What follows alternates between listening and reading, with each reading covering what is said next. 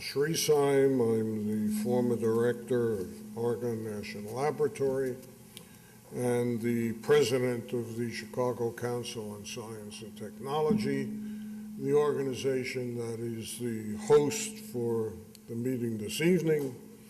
Those of you who haven't been to one of these meetings before, the Council on Science and Technology is a relatively new organization in Chicago that is dedicated to raising the awareness of the importance of science and technology in our society. I encourage those of you who are not members of the organization to join. We are a membership organization, and we do have the card so that you can join, right, Erin, outside, or I don't know, you may have picked them up.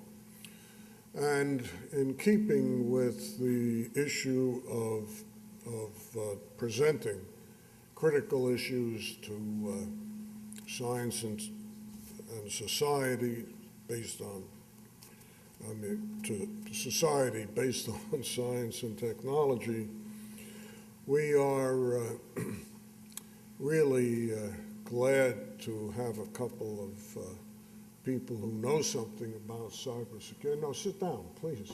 Who know something about cybersecurity, talk to us about cybersecurity. I think most of you have read about this Stuxnet worm. I don't know if you plan to say anything about it, that has apparently affected the Iraqi nuclear program, and I'm sure that everyone is interested in how it affects, cybersecurity affects our lives. So over the past 15 or 20 years, we have seen this absolute explosion in this arena, the cyberspace affects all our lives. And tonight, we're going to have Michael Skwarek, who's the Deputy Chief Information Officer and the Cybersecurity Program Manager at Argonne National Laboratory, and Jason DeHaan, the Chief Information Officer with the City of Chicago, both people who have experience in this field, and they'll discuss the cyber threats that affect us all in today's digital world. In addition, they will discuss what experts and the people need to do to mitigate threats so that they don't become a reality, to the extent we can all do that. Now, I believe that you have their background in front of you, and there isn't any particular point in my reading the background.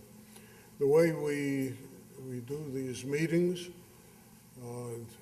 Michael and Jason will give their talks, withhold your questions until the second person. Michael will be the first, and Jason the second.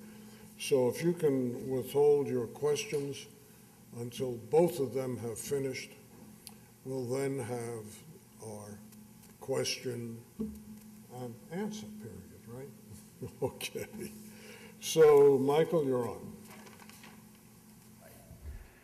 Alan, thanks. So I'm Mike Skwarek, Deputy, actually, I should change that. I'm now Interim Chief Information Officer and Cybersecurity Program Manager, effective tomorrow at 10 o'clock. So I'm already wearing the title. A little bit about me. So I've been at Argonne for 15 years. I started actually changing hard drives. Looked at a machine and said, oh, that's connected to the internet. What's the internet? Learned a lot. You learn a lot very fast at a national laboratory. And so one of the beautiful things that Alan knows us about Argonne is your mind wants to wander, the laboratory embraces that. You want to move up, they'll embrace you. And so I've gone from changing hard drives to now being the interim CIO and cybersecurity program manager. And I think I've seen every one of those layers moving up. And cyber really is not just about the top or the bottom, it's about the whole piece and the entire picture of being on the internet in front of a computer. It's a very interesting time, right? And so that's, Jason and I will both touch upon pieces of that and things that we've learned along the way, stuff that works, stuff that doesn't work, right? And so at a national laboratory, my biggest, sort of drive from a cyber perspective is to not break science. Right? Money comes in to do great science. The last thing that cyber needs to do is break that from happening. And so I've seen both sides of that pendulum. In 1999, Argonne had the worst cybersecurity program across the national labs, the worst. Folks didn't get their Christmas bonuses. Something had to change, right? So what did we have? We had the us versus them mentality, right? We had the cyber office is doing this to the scientists, not with them. So you really try to find this balance.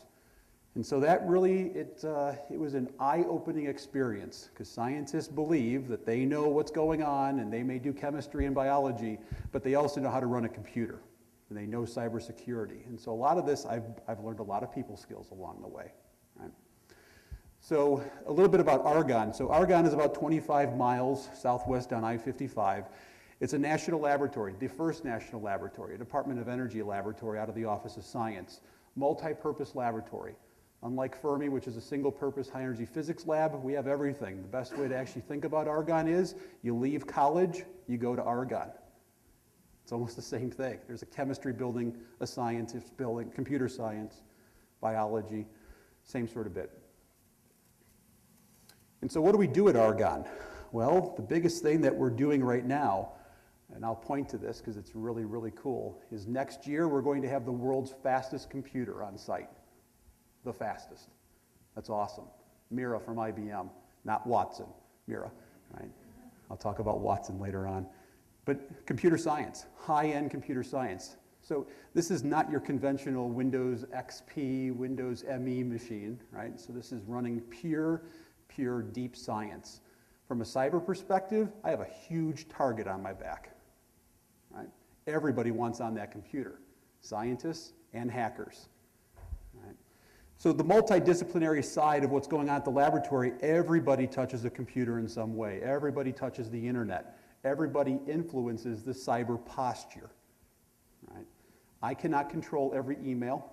I can't control every connection to the internet. I don't even try, right? I do try, right? We all try. But I can't influence it. The end decision is done by a scientist who goes to a website. They may have been enticed by an email. Looked really, really good. It looked like it was from one of their friends. It wasn't, right? So how do we balance that? And so I'm going to talk about that. A major word inside of that is education, awareness. And so a little bit about the Argonne cyber landscape. So we have about 13,000 computers on site. It's an awful lot of machines inside of a single fence line. We were talking about the city of Chicago. We're almost the same as far as density of the landscape goes, just not the same size of campus. And so when we bring in the world's fastest machine, it's going to increase by a magnitude, right? There's 100 racks of machines, but how many processors? Tens of thousands, hundreds of thousands of processors in that small space, right?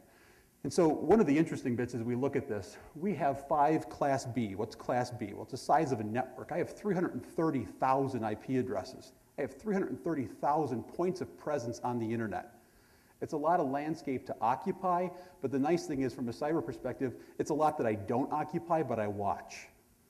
And so it's nice. There's not a machine on the other end, but there's a lot of traffic coming in that direction. I get to learn a lot about what's going out on the internet, right? So by watching and learning, I can actually change my defense posture without having to have any harm, right? So we have a lot of space. We were very early adopters on the internet. An interesting number, we have about 80% of the email that comes into the laboratory on a daily basis is spam. It's garbage, absolute garbage. It never makes it to the end user. Millions and millions of probes against our space on a daily basis, right? So what's a probe? Someone's actually walking that IP address space. They're trying to find a vulnerability. They're trying to find a machine that will answer. We have millions of these. Last year, we stopped 2 million hostile activity elements that were true attacks against the laboratory, 2 million, right?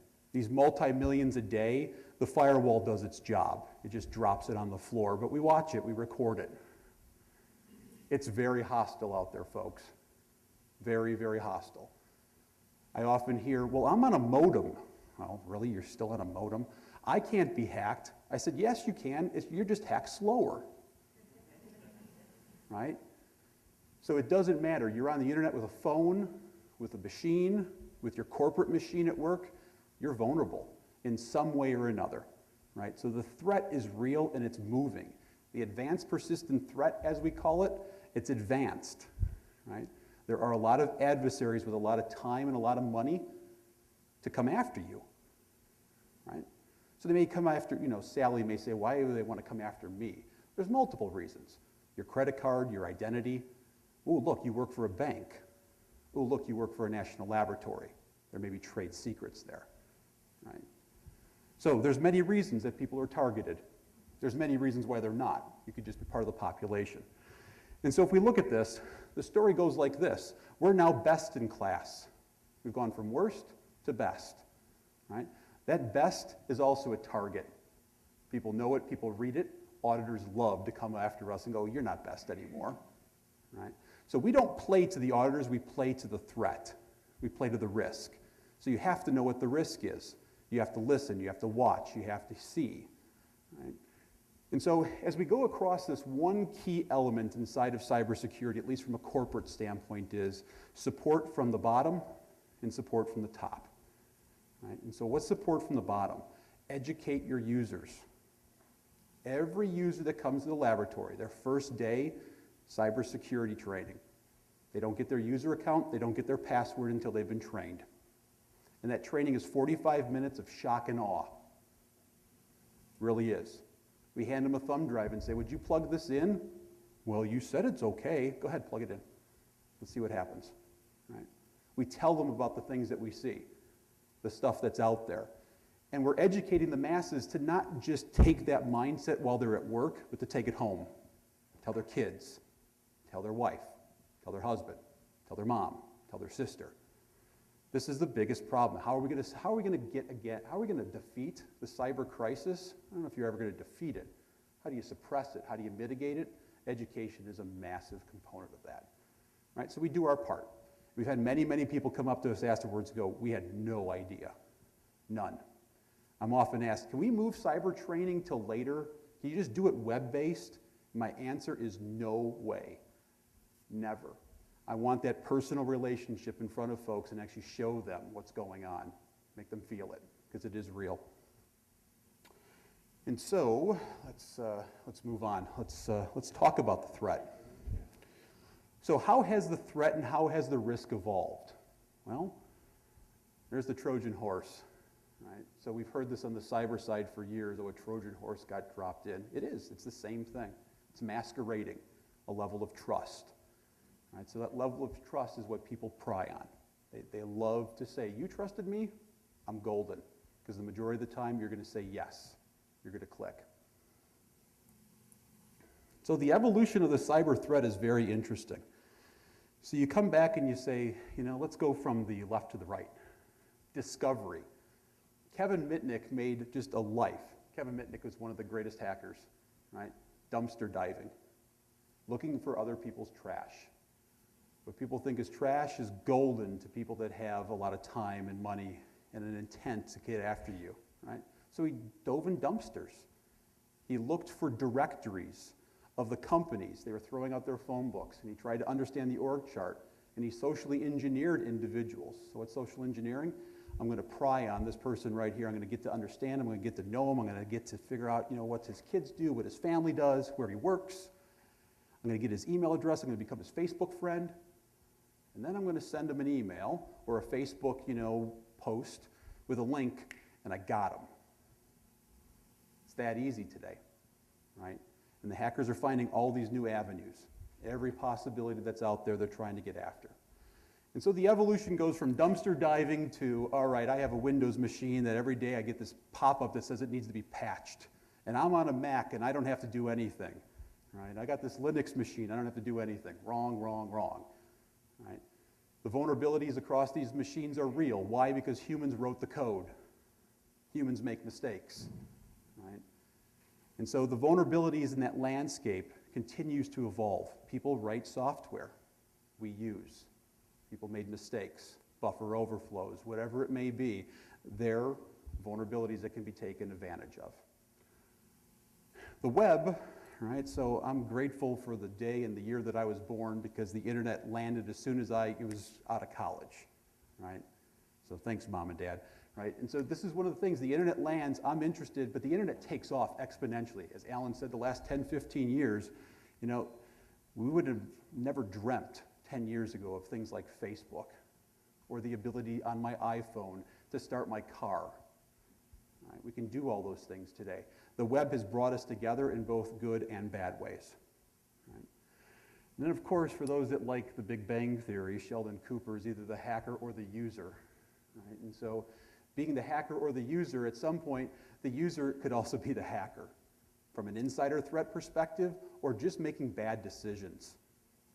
They're presented with that Facebook link that they got from their friend that said, hey, take a look at the pictures that we had from the party last Friday. There was no party last Friday, but they click anyway. They were enticed. They were trusted. Right? And so this is the evolution of the threat. These continue to evolve. These threats are normally a very constant. And so what really truly is the constant are humans and trust. Humans and trust are in the middle of all of this. We trust Microsoft to give us good code. We trust IBM to give us good hardware. We trust that Sally really is Sally. And sometimes we're right, sometimes we're wrong. And so the evolution of the cyber risk has taken this exponential path, right? So we talk about Stuxnet and all the rest of these pieces. And so, you know, we evolved from the nuisance side, right? And so that's actually a picture of Mira. That's not necessarily a nuisance if it was broken into, but a single computer, if you had to rebuild the machine and you had to start over from scratch and you lost some data and it was just you, right? It's a nuisance. It could be a pain in the rear, but it's a nuisance. As we go up this stack, losing your password 10 years ago, losing your password today, which is the same password on the 50 systems that you connect to in your Facebook and all the Web 2.0 stuff, they own you. It's a little bit more than a nuisance, right? So as we move up, we look at the money, the monetary side that could be lost, the identities that are stolen. I've already heard stories, just folks walking in the room, I lost my identity. It took me this many weeks and months to get it back. Take it to the extreme, what happens when we lose power across the entire eastern seaboard because of a hack? What happens? Stock markets crumble. Medical institutions run out of UPS power and folks start to perish. That's the reality. The reality today is everything is connected, everything has an IP address, and everything is on the internet in some way or another. Even if they say it's behind a firewall, you can still get to it because there's a human on the other side. That's the risk today. That's not necessarily what the risk was 5 years ago, 10 years ago, 15 years ago. The risk is only going to go up exponentially.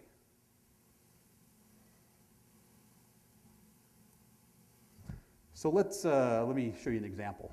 This is what I call when technology meets trust. Let's say that you work for the Department of Energy and you're an auditor, right? And you want to prove to an institution, take the word auditor out, say you're a hacker.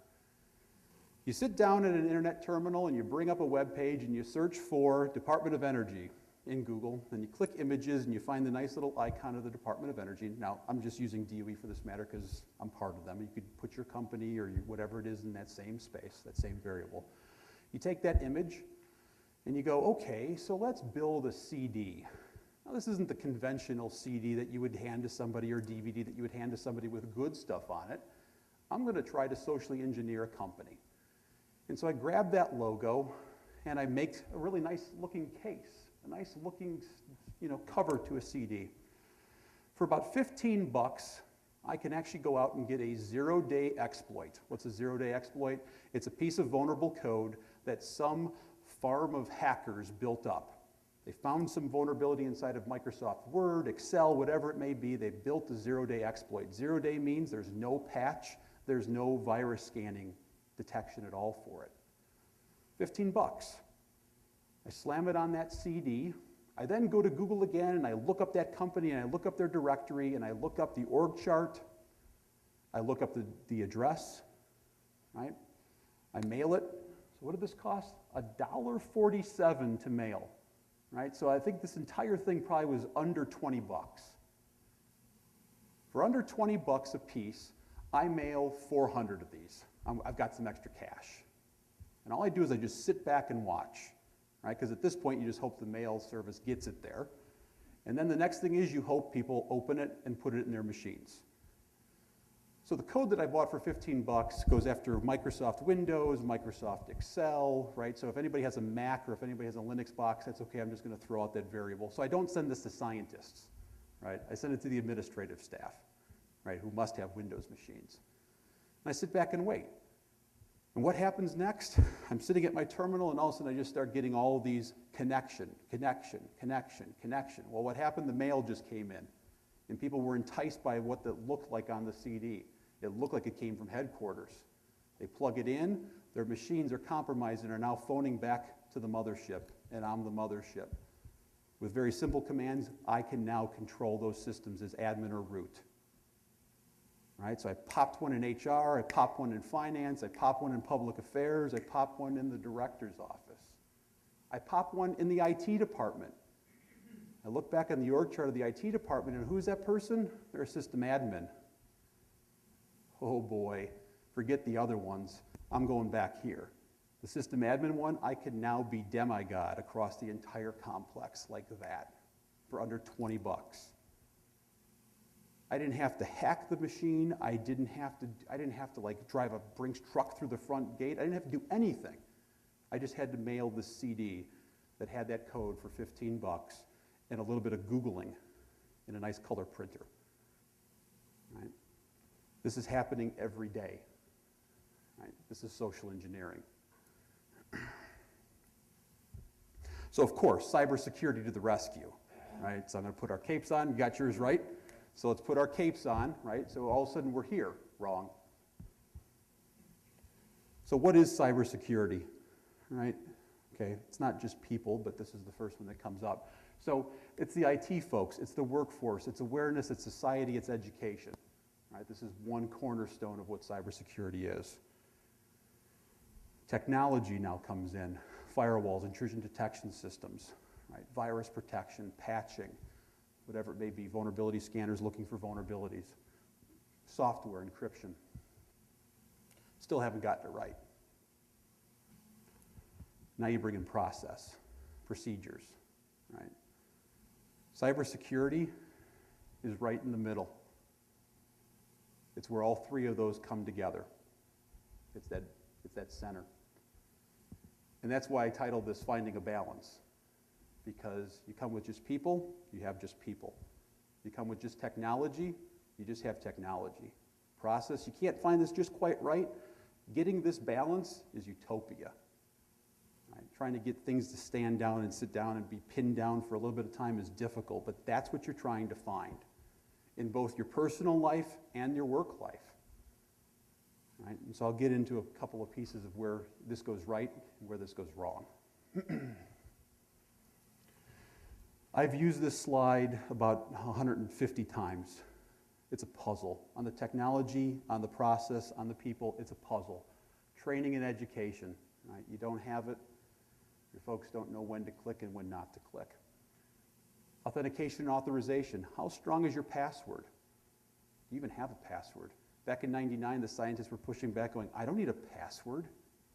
I don't need a password. Why do I have to type this thing in every 15 minutes? This is stupid. I never leave my office, but I have to go to the bathroom now.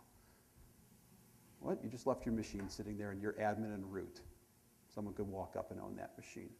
At the center of this is something that is just dear to my heart. It's called configuration management.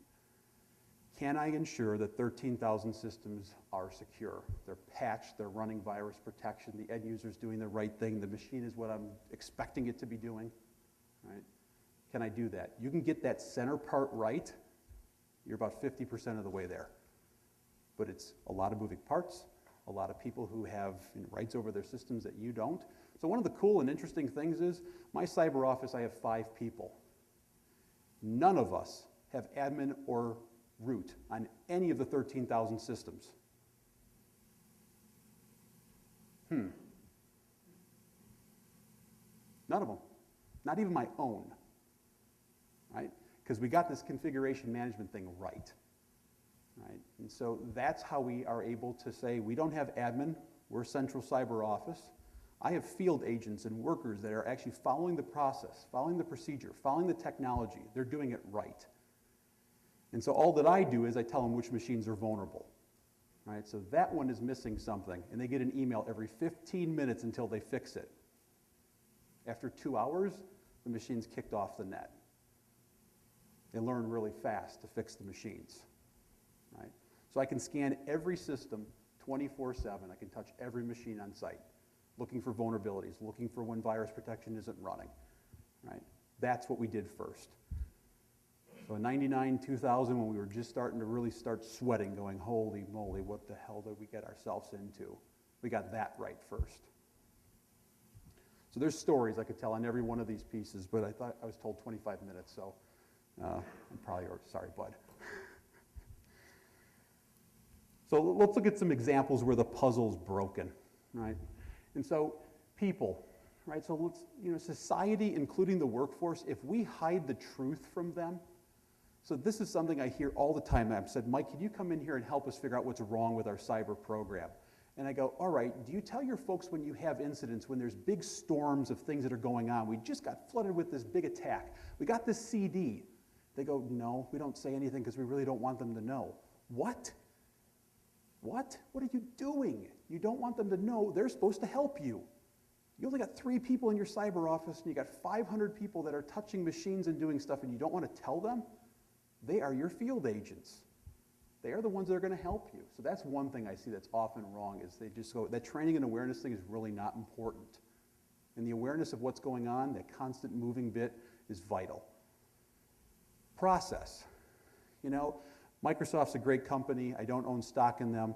But at some point, it's taken them so long to get this one thing right, and that is, don't give the end user admin rights by default. Don't make them a demigod of the system. Don't let them install software. Don't let them make changes. Why? Because the hacker is going to be them when they get them to click on the wrong link. You should be just a normal user. And so there's still so many companies today that I hear that say, well, we just let our users do what they have to because, you know what, we don't have enough IT staff. I've also seen IT staffs that have done the right thing by taking admin rights away, but the admin account that's on all the systems is the same password. Right? And I've seen the worst. You compromise one machine, I crack that local password, I find out it's the same password on all the systems, I own all those systems in minutes. Right?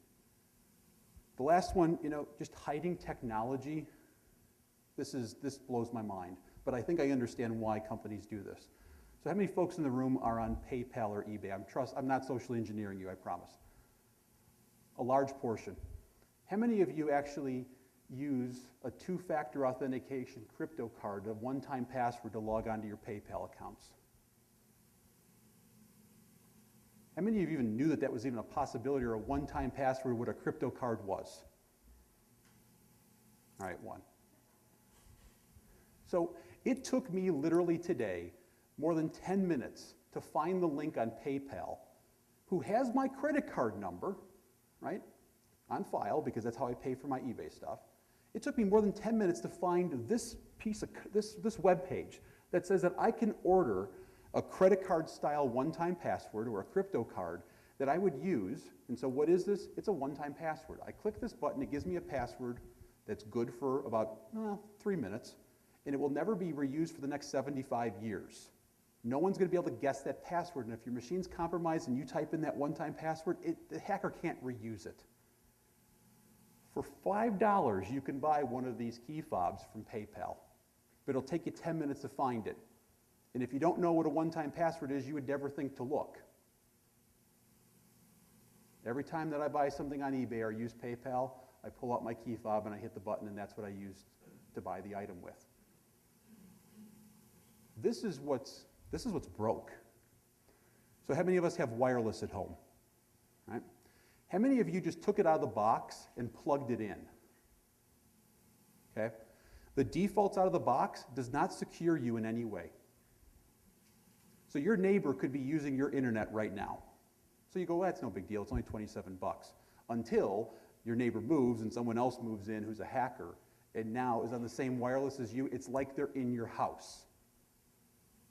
They're right next to your machine. There's nothing stopping you from them. It doesn't stop anybody from driving down your neighborhood with a laptop and the right antenna and just catching wireless and jumping on your house network for free, but they're also compromising you at the same time. So a little bit of living the puzzle, so a little bit of a joke here, right? So I was born in '74, right? So mom and dad bought me a laptop, right? So just looking at this, going through this life cycle, here's one thing that is just, we've lost this battle. What I'm trying to show you here is all the identities, digital identities that I have. And so MS-DOS gave me something, my high school gave me something, my first one really out on the internet was AOL, Lewis University gave me something, Argonne gave me something. In theory, I still have all of these. So what happens? Web 2.0 hits, I get eBay, I get Gmail, I get PayPal. Then I have all these other things. Twitter this and Twitter that and this thing this and this thing that, right? There's many of us in this room that are just in the avalanche of passwords. And so what do? We have the same username and password on all of these. Because we don't want to write it down. Somebody told us not to write this down once before on a sticky note. Don't ever do that, right? So I got laughter, yes, right? It's a joke. It's an absolute joke. So I tell people, don't use the same password. And they go, Mike, you're nuts. I have 75 of these. I've come up with a method by which that you can actually have a password on every one of these and have it not be the same. All right, so I'm sure I'll get the question when we sit back down. I won't get into it. So an eye towards the future. No, Watson's not our future. Right, so anybody watched Jeopardy this week? You know, Watson is not our future, but Skynet has been launched for any of the Terminator fans in the room, so we have to watch out for that. So just a little bit of looking at what's going on today. One of the biggest problems with cybersecurity is the cyber analysts don't talk to each other. So when we're under attack, we don't tell anybody else. Because why? We don't want the bad press. The truth be told, just like we have to tell our users, we have to tell our friends. We have to let them know what we're seeing so that they can protect themselves and vice versa.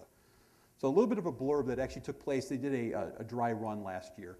If anybody watched this on CNN, I think they've renamed it the GNN or something for during this thing so that people didn't freak out that we were under attack. But they clearly came out of this exercise. It was a global exercise. They came back and says, people are just not talking. This is going to kill the nation. It's going to kill the globe. We're going to have a crisis, and it's just going to crumble because we're not telling each other that we're under attack. And so something that we're doing at Argonne. So we bring all these disciplines together, right? High-performance computing, modeling, the operational excellence that we have, the fact that we know that people aren't talking to each other, and we go, what can we build? 5 years ago, 3 of us sat in a room with a whiteboard and just sketched it out and said, we're dying underneath the avalanche right now. How do we get better? And at the same time, can we make other people better as well? And so, like I said, we had 2 million attacks that we actually put blocks in the firewall because we determined that something was hostile. I want to share it, and I want to share it in near real time with my friends. Right? So the city of Chicago, I want to give you what I'm seeing right now, and I'd like for you to give me back what you've got. And so we created something called the Cyber-Federated model. And so the Cyber-Federated model takes that premise that says that you're under attack, and I bet you that others are feeling the same pain, have felt it, or will feel it from the same bad actor. And so what we're doing is we're sharing IP addresses, bad email addresses, URLs that are known to be bad. And so we now have the entire Department of Energy Office of Science, all the labs sharing. People have come up to me and go, how in the hell did you do that? We gave them a tool that added value. We gave them a tool that actually made a difference. Right? So if I just saw 200 bad actors in the past hour, but you know, you're your lab, you're at Fermi, right? And so I often say we're at Argonne, we start with an A. We're going to feel it first because they always go alphabetical, right? So whoever's next, you're going to feel the next one, right? I want to get that to you as soon as I feel it, as soon as I put the block in. And so the premise behind this is that others will feel a similar pain, and why not share? Okay. And so just a little bit of numbers in a graph here. This is a science talk, so I had to show a graph, I know. So we had 126 bad actors in one day. The other folks that were part of this actually shared 1,475 to us. This actually was an 1,170% increase in our intrusion detection system because we shared with others and they shared with us. That's with 12 sites. 12 sites. If I had 1,200, that number would be exponential. Right? That's how you build a stronger system. Right? Proof's in the pudding, it works. But it was people and trust is what made it work. All right, so the top 10, right? Actually, it should say top 5. I had to cut 5 of them out. I just morphed them together. So it's the top 5. This is not an us versus them problem, right? Recognize that right now. This is not us versus them. This is us. We've got to get together, right? So this is not just X versus Y. This is a global situation, right? So how do we fix global problems? We've got to think in different ways. It's not virus protection, folks. Protect your computing landscape that you have. You got a laptop there, it's yours. Protect it. Put up firewalls, right? Put passwords, patch. When the thing pops up and says, here's a patch available, don't go, nah, I'll do it later. Do it now. Pay for virus protection, or at least have one that's free that updates. I've gone to so many machines that have been compromised, and I look at the pattern update on a virus protection, and it's like 5 years old. I go, why didn't you do this? I didn't want to pay $19 a year. Right? Well, you're going to pay to fix it. Right? Protect your identity. Do not use the same password everywhere.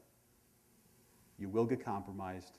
I guarantee it at some point in time, we're all going to feel some level of pain, or we've already felt it, and they're going to walk that stack of your username and passwords. Remain vigilant. Take the trust. I don't say throw it in the garbage can, because that's impossible to do. But really say, did I go to that party last week? I didn't go to a party last week. Why should I click on that? And the last one is educate. Spread the awareness. Get folks the knowledge that you just learned and you will learn tonight. Share it with others. And I know that we didn't go into deep dives. I didn't go into deep dives about, which virus protection is best and I should do this. Just this is enough to share that folks actually start to think in different ways. That's what I've got. So I'm throwing up my email address up there. And notice how I put it up there. I don't want Google finding me. They won't find you that way. Right? I'm happy to answer questions. Right? I know. Yep. Yeah, you do get a chance, sorry. Thank you.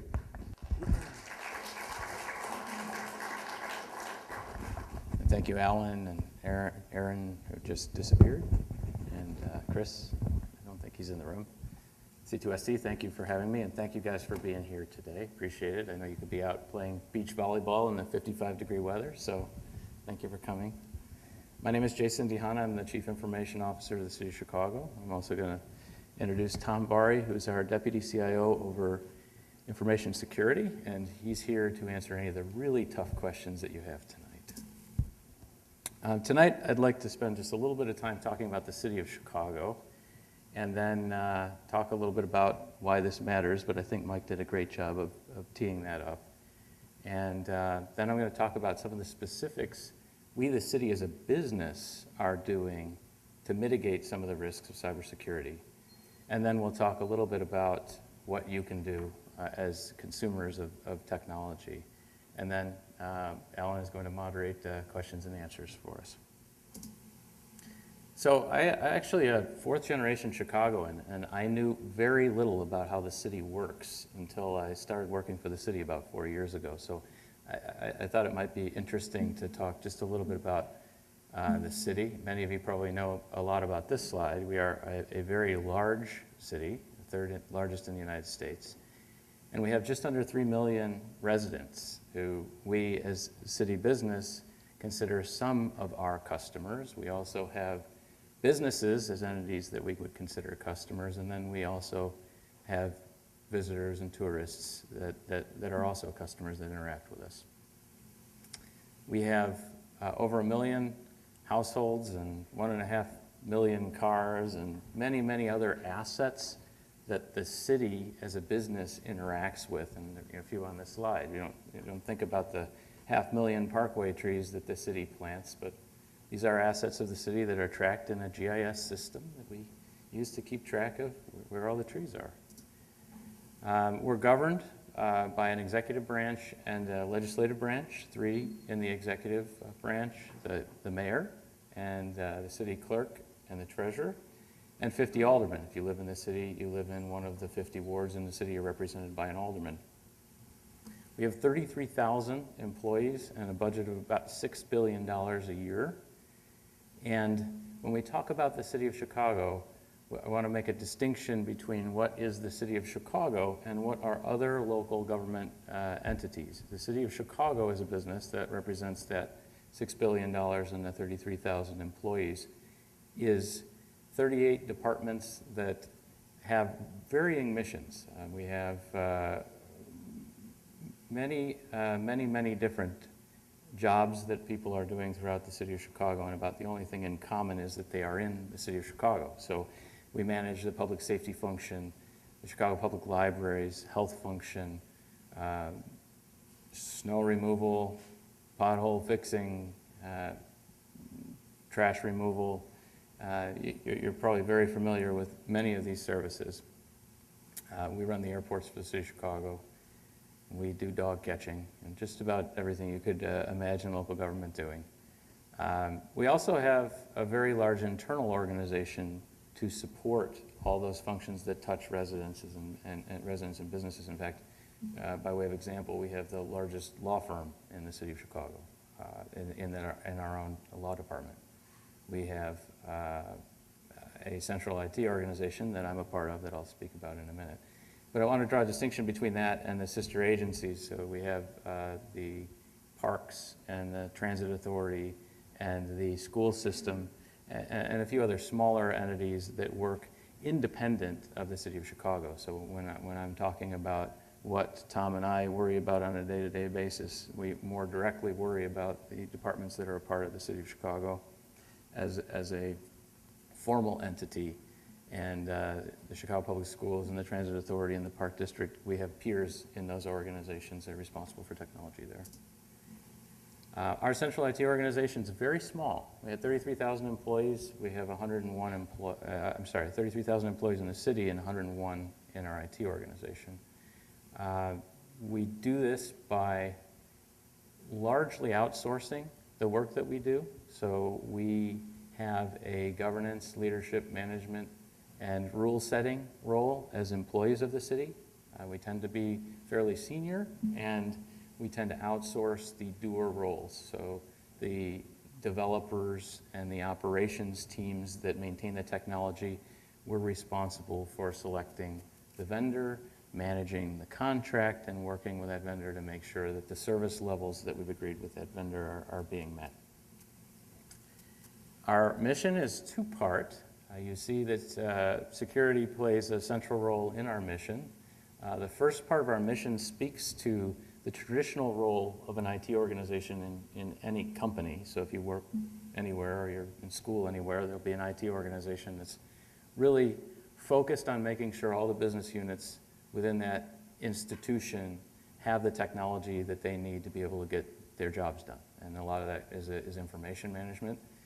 The second part of our mission is a growing part of responsibility of a CIO in the city organization, and that is to focus on opportunities for technology to be an economic development engine for the city. So this comes in many forms. A lot of it has to do with making sure that residents are leveraging technology to their fullest, making sure that businesses have technology available to them, and that comes in many forms.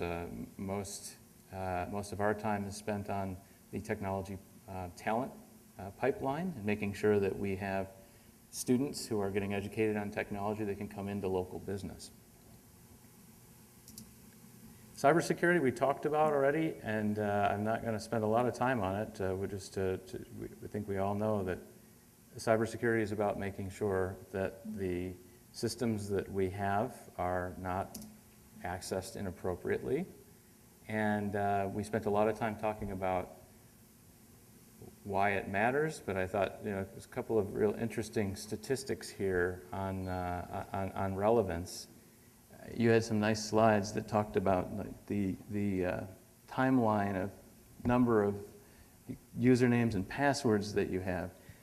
Another measure here is time spent on the internet. And in 1996, when you were graduating and came into an office environment, this whole concept of the internet was a very foreign thing to most companies. And today, for those of you who are in professional services, it would be very uncommon if you aren't regularly interacting with the internet. So huge changes. You look at 2010, and every single American, if you took them all, including babies and homeless and many others who are going to measure zero, U.S. residents spent over an hour on the internet. And for those of you in the professional services area, you probably by far exceed that. And in fact, some statistics that I've seen suggest that those that are using technology are using it over 6 hours a day. So when you have problems that impact technology, they become much more pronounced. And you don't always recognize this. It takes moments like 2009 when Google was down for an hour for 10% of its population, and people went, wow, I use that all the time. I didn't even realize, not having Google, what that means to me and how I work. And certainly 2010, September, was not great for Facebook and not great for Chase, both of whom were organizations that have a very, very large number of customers who depend on them for social networking and banking. They had prolonged periods of downtime. I don't know how many of you were a part of those, but it changes your life. You expect that you're going to be able to go to the bank via the internet, and you can't anymore. And I think, Mike, you hit on this very hard. Another reason why cybersecurity matters is that it's about trust, and it creates this really interesting debate. And the debate is between security and privacy. And I thought we'd talk about a couple of examples here that illustrate this from two almost polar opposite perspectives. One, popular press talked about WikiLeaks over the past several months. October of last year, the State Department lost about 400,000 documents to WikiLeaks, and there was much discussion about, is this an opportunity for citizens to get more engaged, or is this putting the country at risk? And now to turn it around, looking at a local event, our local press, you see conversations about use of video cameras in the public way here in Chicago. London, Chicago, these are two cities that are very aggressive about using surveillance. And in this particular case, you have a situation where it's the government that's looking to be empowered by information, and it's the individuals who are concerned about their privacy. And, each one of these has kind of an interesting side story. On the WikiLeaks side, as a technologist, I look at this and I really cringe, because the first thing that happens when an event like this occurs is what went wrong with technology, right? What could you have done better? And when you look at what happened here, we had an individual who had access to information that they were supposed to have access to that they used in the wrong way. And what can you do with technology to fix that? And there are a few things you can do about technology, but fundamentally, you either trust someone to do their job or you don't. And if you don't trust them, they can't do their job. And if you do trust them, you assume a certain amount of risk. On the surveillance camera bit, I've gone personally back and forth about it You know, is it a violation of my personal privacy that government has access to see where I am when I'm in the public way? I had a life-changing experience a couple of weeks ago. I was lucky enough to be at our Office of Emergency Management during the blizzard. And I'll tell you this, having seen the video cameras in action, I think if you were all there, you would want them. Using those to be able to find a way to be able to get to people who are trapped and people who are in need, absolutely critical to being able to save lives. We had a Trojan horse in the last presentation. We have to have a Trojan horse here. This one comes from this set of Troy, the movie. We talked about fishing, and we talked about Trojan horses, so I'm not going to spend too much time on that, other than to say that there's an interesting circle here that occurs, and that is that if you aren't paying attention and you do happen to get infected, you become part of the problem in a pretty significant way. And in some cases, you may be helping companies, individuals with bad intentions get more spam out there that creates more problems.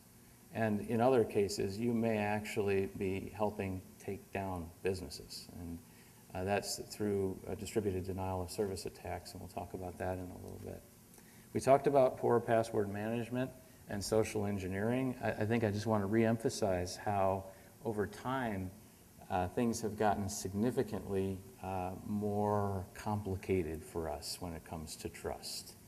And 5-10 years ago, the Nigerian prince may have sent you a wonderful opportunity. I don't know how many of you took advantage of it, but that Nigerian prince concept has evolved significantly. And in fact, for a personal example of this, I had a coworker of mine send me a piece of email, and she was in need of money. And she had in that piece of email information that only she and I would know. Now, this is a case where her password was stolen.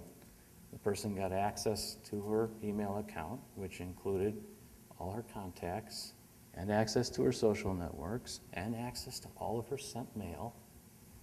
And talk about making it easy for social engineering. She's now talking about a conversation we had a week ago in this email.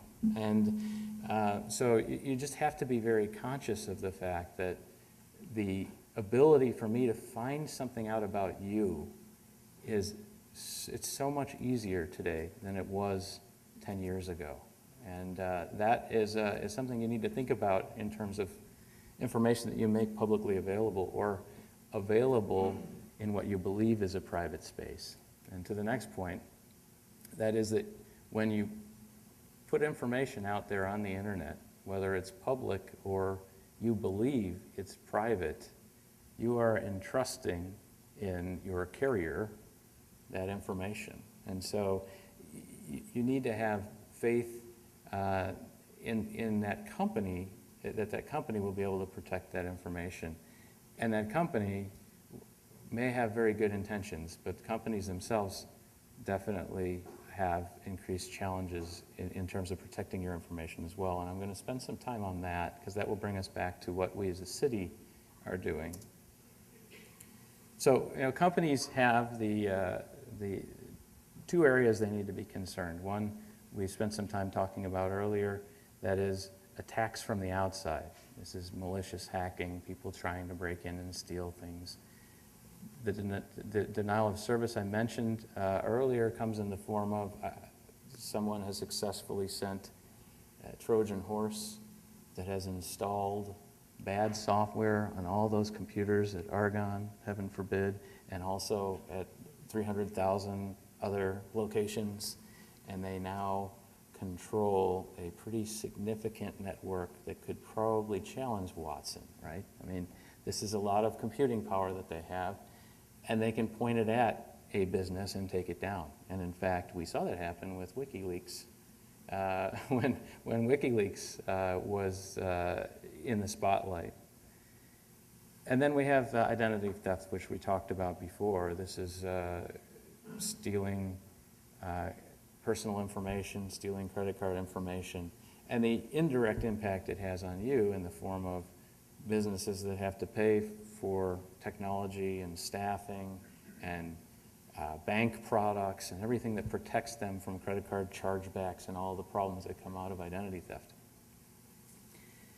But one of the things people don't spend a lot of time talking about is the risk that you assume within your own organization. And I'd be willing to bet that the risk is way greater inside your own organization than it is people coming from the outside. It's not a fun topic to talk about, but the reality of it is individuals who work within your company know your company, they know what you have, they know how you work, they have a lot less work to do in the area of social engineering. Many of them have access to information that even if you're doing your job, outsiders would never have access to. So it creates this situation where you have to be very conscious of your own employees as well. And their motivations may vary. We talked about education is important. Probably the largest motivation is I just didn't know any better. I had no idea if I left my laptop with all that information on it in my car, that my car would be broken into and that laptop would be stolen. I had no idea that if I didn't install that patch that I was supposed to install on Tuesday, that there would be a problem on Wednesday. And no ill intent here, but the consequences are now they've enabled behavior either by other employees or from the outside. And then you have situations, some driven by the economy, where people are acting in desperation. They may be underwater, they may be having trouble paying their mortgages. They may feel entitled to something, or they may be disgruntled. And these are all areas where you assume a tremendous amount of risk, and you just have to be conscious of them. So what are we doing? Well, I have a number of things that we're doing, and we could certainly spend time walking through all of them, but I just want to highlight some of them. One thing that we as a city do is we have very clear ownership of the technology security function. And by placing that responsibility on Tom, that then allows the city of Chicago a single point of contact when there are technology security issues, and it also creates responsibility within the organization that comes all the way up to the top. The work products that Tom and group have created and maintain are equally as critical. We have an information security policy. One of the challenges with the information security policy is it's probably 15 pages long. It's very difficult to get somebody to read, but it's important to have because it sets out the rules of engagement. This is what you can do, this is what you can't do. And then we abbreviate that into something that people have to read, and that in the form of a document that they're required to sign.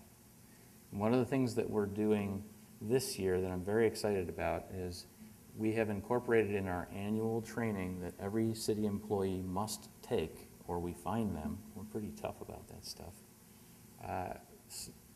Portion of that training is dedicated to information security. So that will be re-emphasizing the information security policy. And I can't emphasize enough the importance of the training. So at any opportunity, like the annual training, we want to get in front of people. And our technologists are an important part of that. We have a number of technologists that interact with confidential information. We have health information in the city. We have credit card information. We have all kinds of confidential information. And for those who maintain the systems, we mandate very specific training, talking about ways that people can exploit technology, both the hardware and the software, working on explaining where developers need to concentrate their efforts in making sure that the software that they write is secure. There's a large HR function, a number of things that we do to try and help make sure that our people have good intentions. I think one of the things that we do that's really important is that we make sure that we have an environment where everyone feels it's okay to talk about the problems. You mentioned that. We have an independent office of the Inspector General, which allows people to confidentially report any problems, and that goes beyond technology issues, but any problems that they see in government. When we bring new applications in, we look at what those applications are going to do and how they're going to work, and we classify them. And we have three primary classes of data. We consider data either public, which means that if you were to issue a Freedom of Information Act, you'd be freely entitled to it, or it's a press release or something that's in the public domain. Then we have internal, and then we have confidential. And our confidential data obviously is the most sensitive data. This is personally identifiable, social security numbers, credit card numbers, health information. So when we bring in an application, we look at what is this application going to do and where does it qualify? And depending on where it qualifies, it ends up in a particular zone on our network. And each of these zones has a different set of rules, as you might imagine. The rules get more strict as we get into more confidential data. And then we add 2 dimensions to that, so we end up with over 27 different zones that we can classify equipment in. The other dimensions that we add are, what is this going to do? Is this a web server, or is it an application server, or is it a database server? And we do not allow those things to live in the same space. And what that enables us to do is tightly control and monitor the conversations that are going on between the various pieces. And then the third dimension that we add is this development? Is it a test environment, or is it a production environment? And as you might imagine, as you go up, you go up in levels, you go up in levels of security. I also wanted to highlight multi-factor again. Many of you may be familiar with it. I do think it's worth talking about because it's becoming much more prominent publicly, and when you do have opportunities to take advantage of it, you should. So multi-factor authentication, the concept is that you're relying on multiple factors for proving who you are. And the factors, there are only 3, are something you know, something you have, and something you are. Those are the factors. So when you see multi-factors, we're talking about using 2 or more of those elements. So a password would represent something you know, and a key fob with a randomly generated number would be something you have, and a biometric reader, which Tom and I have the privilege of clocking in on every morning, is something you have, your hand. So voice recognition would be another example. That is something that we use when we're talking about the most sensitive data. So we'll use multi-factor authentication there. What can you do as individuals? The National Cybersecurity Alliance, in conjunction with several other organizations at the federal level, tried to come up with a version of stop, drop, and roll for security. And their equivalent is stop, think, connect. And this really does get back to how should we be interacting with this other party, or should we be interacting with them at all? And that comes back to this whole point of thinking about information that you put out there, whether it be an email or in social networking. That information you should really think about as public. I remember reading that once a picture is put out on the internet, no matter what you do, it's public forever. And I think you have to think about that in terms of the opportunities for the social engineering as you interact with these sites. So if you look at my Facebook page, you will see that I am absolutely no fun whatsoever. You won't see any really exciting information about me there. We talked about the importance of complex passwords. I'm glad you talked about that. I was going to ask the audience, I might still do that just out of curiosity. How many of you have multiple usernames and passwords? Show of hand. And how many of you do use the same, keep your hands up, how many of you do use the same password for at least 2 sites? Yeah, it's very difficult not to do that, right? But a tremendous amount of risk that you assume there.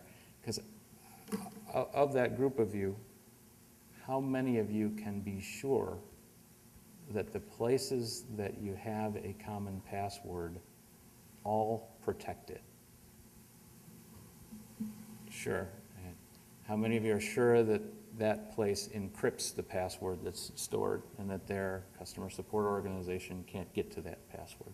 And it's just something to think about, right? Because it's very tempting when you have 300 usernames and to use a common password, but you just need one of these sites where you have customer service organization that can get their hands on the passwords, and they have all the information that they need to figure out so much about you. They can probably figure out what airlines you fly and figure out how to get your frequent flyer miles, and I mean, you just imagine. So it's something to think about. Another thing I think that's important to recognize, because I've had an increased number of people who've complained about losing the handle on their personal email accounts, whether it be Gmail or Yahoo or any of your other email providers. They can't log in anymore. Someone else got their information. And one of the real challenges there is they don't remember who they have as contacts, and so they have no way of being able to get back to those contacts to tell them that their account has been compromised. And so you have to live for quite a long period of time with people asking you, is that really you that needs money because your car broke down? Or and then I think as an individual, you also want to remember that multi-factor is available to you in those instances too. So, you know, hey, my coworker whose car broke down just needs a little bit of money and can remember everything that we talked about last week. Great, give me a call. You know, let me just hear your voice. Let me make sure I can call you and that you answer your phone, because then that's something you have. So I think it's good to think about those things as well. So I glossed over this very quickly in the interest of time. I'm happy to talk more about any of the specific stuff.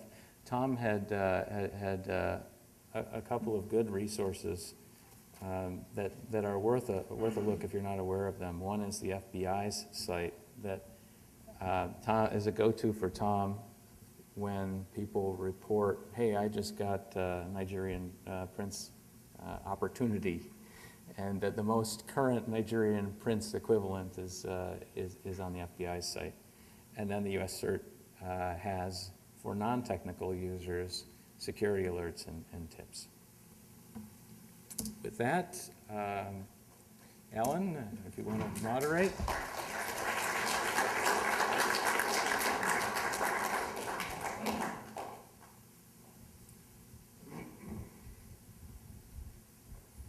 That was terrific. Now I will sort of extract my password from the 1,000 sites where it's the same.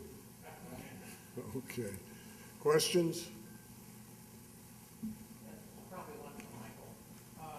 If you exclude things like singularity and Watson, could you understand, and is there a term called infinite computing that people would expect? I mean, last cybersecurity seminar I went to, man, from the FBI or whatever it was, said that within 5 or 10 years people will achieve something called infinite computing. And in terms of cybersecurity, he said basically that eliminates all of these things because there will be no limits on what computers can do. Is that a valid concept? And what can you tell us about that? So actually, Argonne's pushing the limits, and so the system that we're going to be getting next year, the system that we'll be getting in 3 years, which we're already planning for, is exascale computing. And so exascale is going to bring with it very much so some of that dynamic that says the networks are going to be so fast the systems are going to be so fast that our detection capabilities are not going to be able to catch up. And I'm already fearful of that, and it's already actually in our risk assessment that says as we bring in faster networks, you know, we leverage Cisco for our firewall, it's 2 years off their radar. What do I do? Right, so the internet has run out of IP addresses.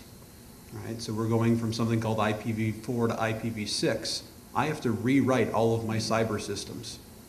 The things I wrote in 2000, 2001 that were for a given context of an IP address, I have to change. Is there something called? So I've not heard that term. The ability to basically make the scientific method irrelevant. So I've not heard that term.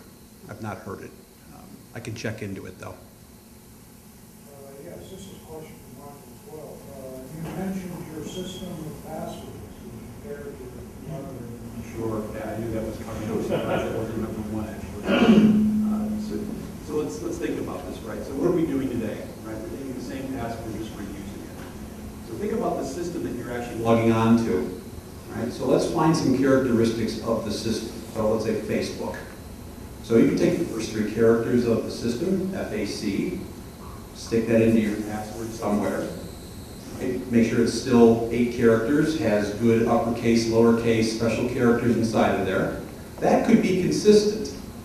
Right? But the FAC changes when it's Google, it's GOG.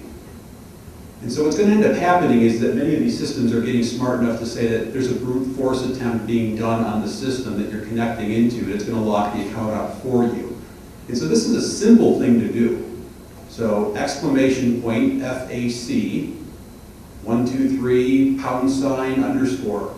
Everything but the FAC can be the same.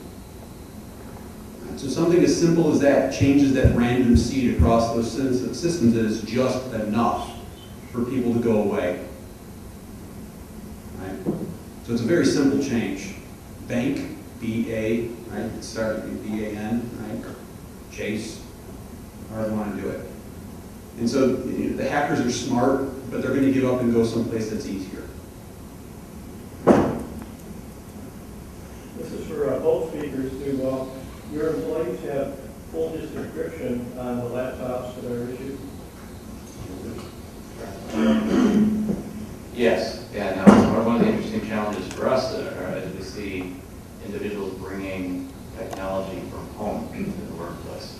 And we see this challenge most pronounced today with the Android phone, which does not have encryption as part of its operating system. So we actually do not support the Android as a device that can be on our network. And we are looking at third-party products that will allow an encryption container there. But that is a requirement for any of our mobile devices.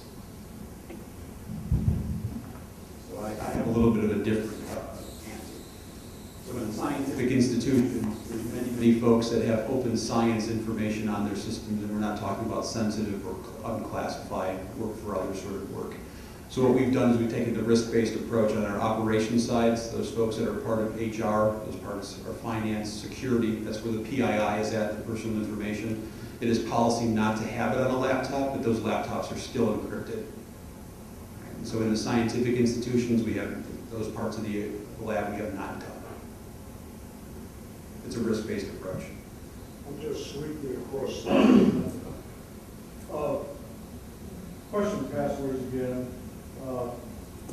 Quite often I'm invited to enter into a site that will allow me a single password and they'll vault all the other passwords, which I'm very skeptical of. Do either of you trust that? Well, personally, no. I don't. Ultimately, that set of passwords needs to reside somewhere, and you're placing your faith in that organization. So if that organization were compromised, you would have problems. Now, there's a trade-off here, right? And if you're going to be writing your passwords down on a Post-it note, maybe the balance suggests that you should place your faith in that organization. But if you have a system like Mike proposed that allows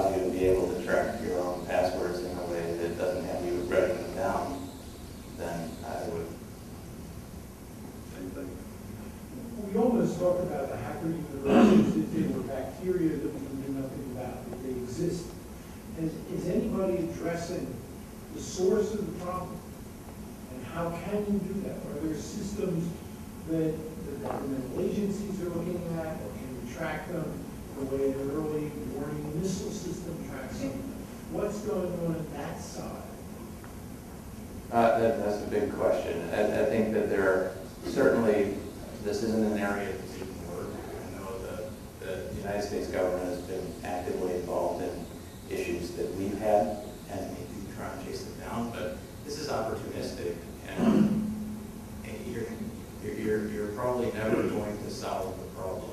You're always going to be chasing it. So I don't know that we can say that because we have the authorities working to solve the problem will be solved. I think this will always be one catch-up. So I have a story that I always tell when this question comes up. Back in 2003, Fermi National Laboratory was broken into by a hacker in Switzerland, wreaked havoc across their network, including other institutions. They tracked that person down amazingly, right? That person hopped through universities, hopped through gateways, hopped through another university, hopped through a corporation. They found that person. That person was sent to court, but because that person had student loans, they didn't go to jail. The folks at Fermi gave up. At that point, they said, we're not tracking anybody back to try to figure this out. And so, some of this is classified, of course, but the governments know who's doing what in these hacking farms. Politics get in the way, laws get in the way, and so I don't even attempt. Right? If something gets to the level of the FBI, they can come in and have all of our hard drives that they ask for, but we never hear anything back. You could have the drives back or we found the person, but that one example that I give is just disheartening. Just give up. I was just looking at the Verizon data breach investigation report that I looked at. To add kind of insult to injury here, 72% of major security breaches are never reported. So that's another challenge, is that some of these companies are embarrassed by this, or there may be other reasons why going to the authorities can't be done. We're told to trust HTTPS. What is it? Why can't it be hacked into, and if someone displays HTTPS on the line, you say, okay, what is it and why should we trust it? Sure, you can. So the internet is very old when you think about the technology lineage. Email is a perfect example. Email has not changed since 1969. Right? So with the correct laptop, with the right software, and on a network, I can in theory watch email go in the clear. I can read it, I can see who you sent it to, I can see where it came from. Right? And so HTTPS came out because HTTP was the exact same way. You could watch web traffic transactions in the clear. And so HTTPS, the S stands for secure. Right, so it rides on a different port. It's a different encryption on both sides. HTTPS can be broken, and it can be broken via trust. And so what I mean by that is with the right tools, right point in the network, I can play a man-in-the-middle attack. And so a man-in-the-middle is I can masquerade the website that you go to, still have it be HTTPS, and you can get a very simple message that pops up in front of you that says, do you wish to accept the certificate? There's a mismatch. The name and the IP don't match, or it's out of date. And being that trusting society, yes is a much easier answer to say than no, because no means we don't get to go to that website that we want to, so we say yes. And so that man in the middle actually will scarf the username, the password. We'll still pass it off to the site. We'll transmit it back to you, and so you get your bank information. Looks like it's them, but now they're you. So the take-home lesson is, if a question about do you want to certify this, you always say yes. So if it says this certificate is a mismatch, big warning box is going to come up. You say no. Right? There's something wrong, and it's one of my top 3 pet peeves of my own IT organization. When we let our SSL or HTTPS certificates expire because we lose faith with the customer. Right? And so these are things you have to keep up to date. You buy a whopping $5 or $15 for a year, right? But when you mismanage them, you get into these situations where people turn away. So the correct answer is no, don't proceed. Is that always the correct answer? I would say yes. Yeah, that is, I guess, just the caveat that it should lead you to ask questions before you, and so, you know, you gave the perfect example where an institution may not renew their certificate because they forgot to. That should be I involved. thought what seemed pretty reliable fact. We have to, right? So this is often a question that we get. And they say, what should we do? We say, don't go there. Call the institution and let them know. Put pressure. You won't be alone in that phone call to Chase Bank saying, why is this, what's going on? They most likely know, because you're not alone. There's probably a couple 100,000 other people that have called with the same question. So the correct answer is do not proceed. Question is Person back, where you, Thank you. yep. Some of the major hardware manufacturers, Samsung, Fujitsu, Seagate, Western Digital, Hitachi, and so forth, manufacturers of hard drives and flash drives, have recently developed what is called self-encryption, so that the hardware itself encrypts the information coming in and encrypts it when you want it to go out. The only thing that's necessary is a password. Now, they claim that all businesses and large firms will have this type of hardware available within the next 2 to 3 years. Now, even though the password is required for the encryption, the hardware is much harder to hack than a software system. Are you aware of all of these? Yeah, maybe this is something that isn't available yet, and that's not available. We have, you see, like with BIOS passwords on devices, that's better. Certainly hardware devices that have embedded software in them are inherently much more difficult to create false impressions of, right? One of the challenges with any software product is if it's compromised, you can never trust it again because you don't know what you're looking at anymore. And with hardware, you have the benefit of being able to go back to a consistent state. So you don't have to worry about, one of the big worries is if you're running one of these server systems, you get a rootkit that exploits your operating system.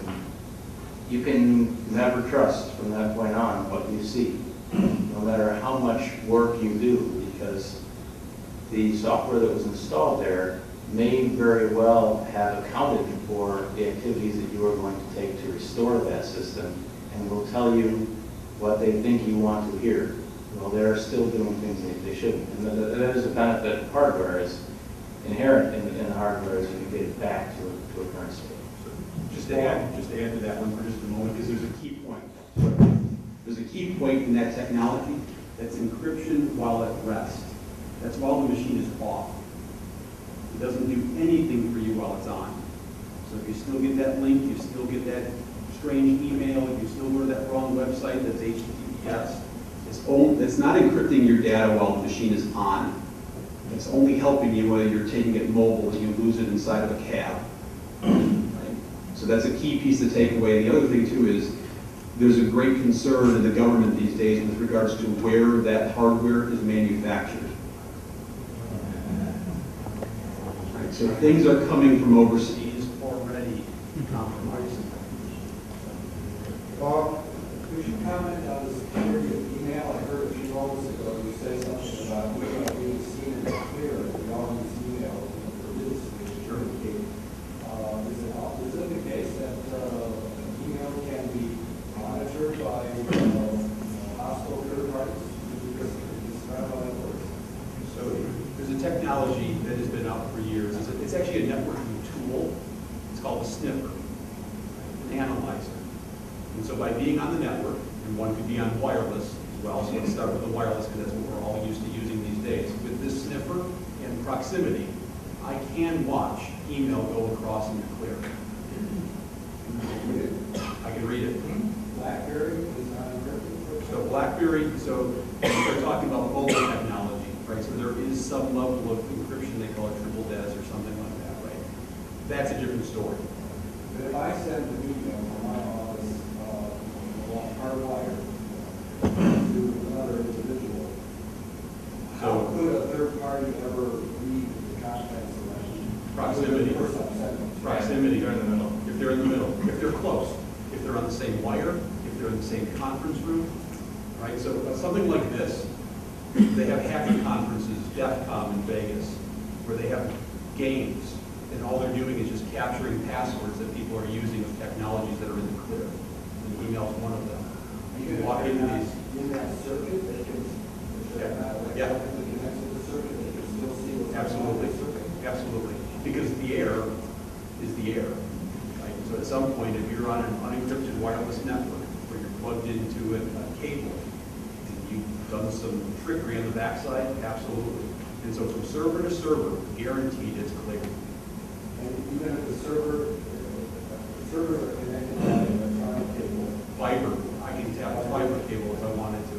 even though you're not in that circuit, away from it. It's all about proximity. Yep. All right, I'm almost at the end of my suite. Then you're going to scan Yeah, that. we'll go back. Well, it depends how long. We can stay here all day. It's amazing to think back a quarter century to understand the extent to which information technology has permeated every aspect virtually of life. And how much we've gained, huge gains we've made, and also how much we have to lose right now, which you guys have mentioned. In the last, right now, we are graduating fewer people in the United States with degrees in computer science and information technology than we did a quarter century ago. My question is, are you aware of this? Are you concerned? And if so, why have you chosen not to mention this here and to exhort everyone in attendance to go home, to talk to your kids, to talk to your grandkids, to talk to your nieces and nephews and neighbors, and tell them about these vital and practical careers in computer science and cybersecurity and other technical fields that young people today are not going after? Thank you for bringing it up. I talked very briefly because it wasn't the square on the topic, but I talked very briefly about how a growing responsibility for us in the city is to make sure that we continue that technology pipeline. And one of the ways that we do that is interacting with youth to educate them on careers that are available. We do that in a variety of ways. We participate in an organization, Principal for a Day, to show grade school students that there are technology careers out there. We've been very intimately involved in the creation of Chicago Tech Academy, which is a high school in Chicago. It's a contract high school that is focused on technology. So you go into a freshman high school class and they're learning if statements, case statements, and programming, and it's very important to us. We're very actively involved in it. Thank you for bringing it up. Just a couple of things. So I'm all for education. I teach at DePaul, I teach at Lewis in their master's programs. I was a student who came and was hired at Argonne through a co-op program. And last year, it was my choice to say, I'm giving back. And so I created something called the Cybersecurity Center of Excellence at Argonne. And I have now 6 students. They're pulling my socks off. So we went and looked at the best in the area. Those folks are working 25 hours a week, and they're part of my cyber office. There was a study that was out. I was reading this, I just chuckled. Right? So I think it's 60% of 4-year-olds know how to manipulate one of these and how to play Angry Birds. Right? For those that play Angry Birds on the iPhone. They know how to play games on this. 13% of 4-year-olds know how to tie their shoes. There are no geeks anymore in school, right? We were probably geeks. They look at us in weird ways. Geek, right? You know, I was the high school lab IT guy. I changed, 8-inch floppy drives. I was the geek. There are no geeks anymore. Because Well, this is in everybody's pocket. I'm glad you raised that point because it provides me once again with the opportunity to point out why everyone should become a member of the Chicago Council. Are we honorary members? Just You can be whatever kind of member you want. This thing is late. It's getting late. Let's see. Well, you're willing to stay as long as people ask questions. People can evaporate, but yes, I'll sweep back now. Pretty much, you held up the cell phone just a moment ago, and pretty much everybody sitting in this room has a smartphone. We go out on the internet and we search for things and whatever. And then we go home at night, maybe first thing in the morning, we plug that cell phone into our computer to sync up our calendars and our contacts and so forth. Are we just massively overriding all the security that we've gone about putting on?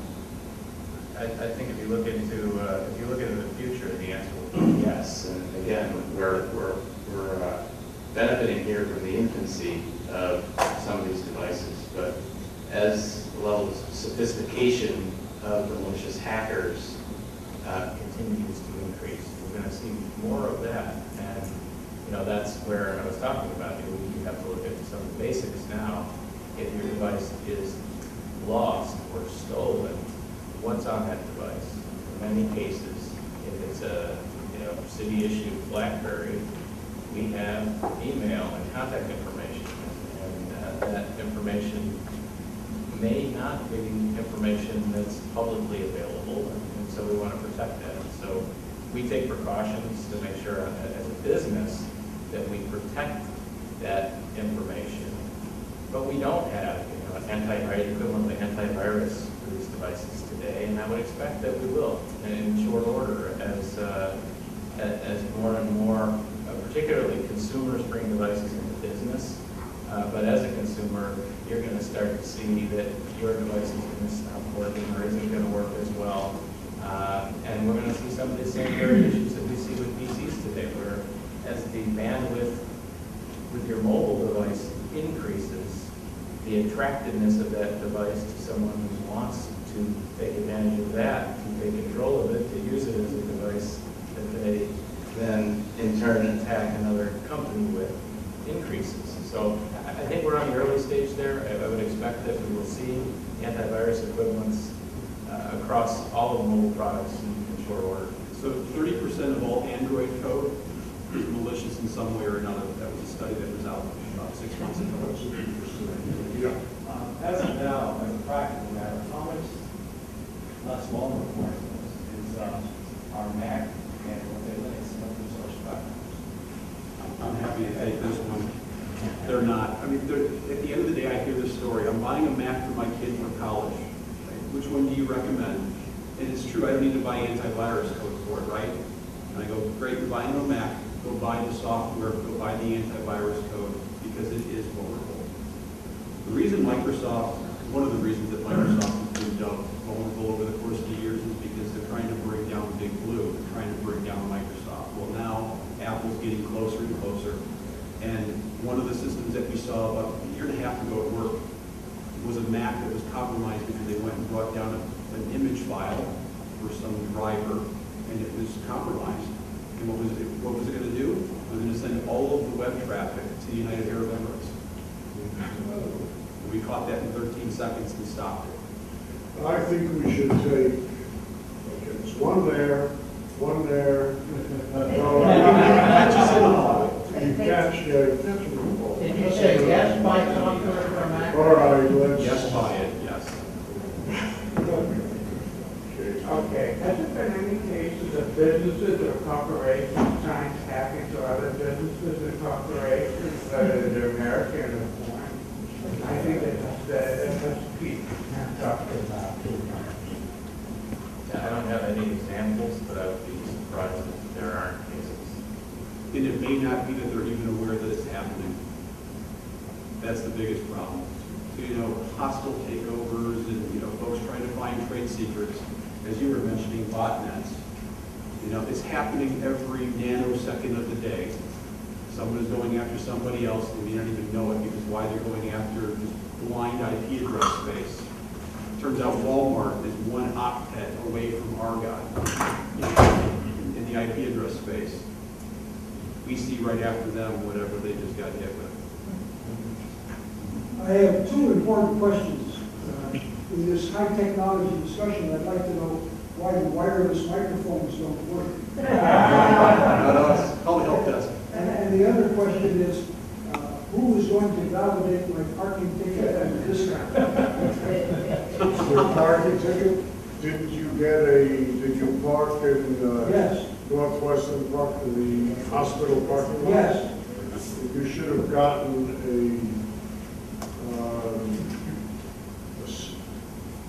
a separate ticket. I don't have a supply. But you need a password.